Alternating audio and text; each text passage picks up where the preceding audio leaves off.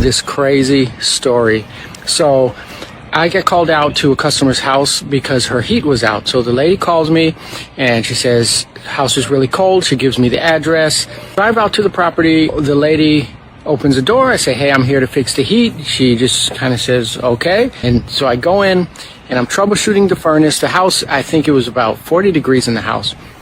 So I'm troubleshooting the furnace. I'm in there freezing and I find out what it is. There was a relay that was bad.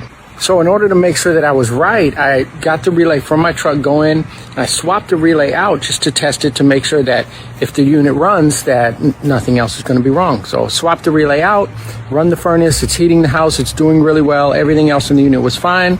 So I go to the homeowner, she was right there in the kitchen. I go in and tell her, hey, good news, it's just a relay. I've tested it and everything. If you want to go forward with that repair, then it's going to be, and I think at the time it was about $200. And she said, okay, well, are you going to call my daughter and get the approval? And I said, oh, okay. Is your daughter the one that called? And she said, yes. So I said, oh, okay.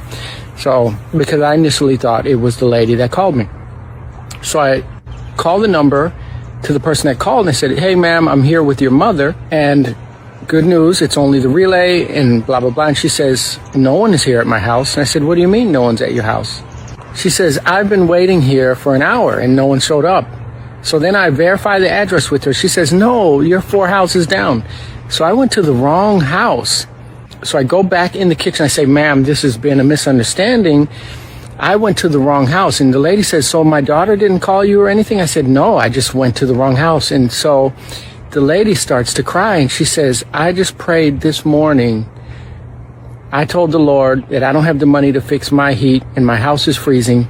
And I asked the Lord if he would send someone to fix my heat. So she prayed that morning.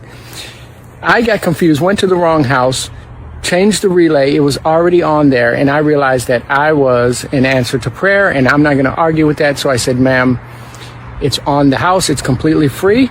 Left her with a nice warm house, went 4 houses down, fixed that furnace. And that is one of the most amazing, craziest stories in Fayetteville since we've been running our air conditioning business the last 22 years.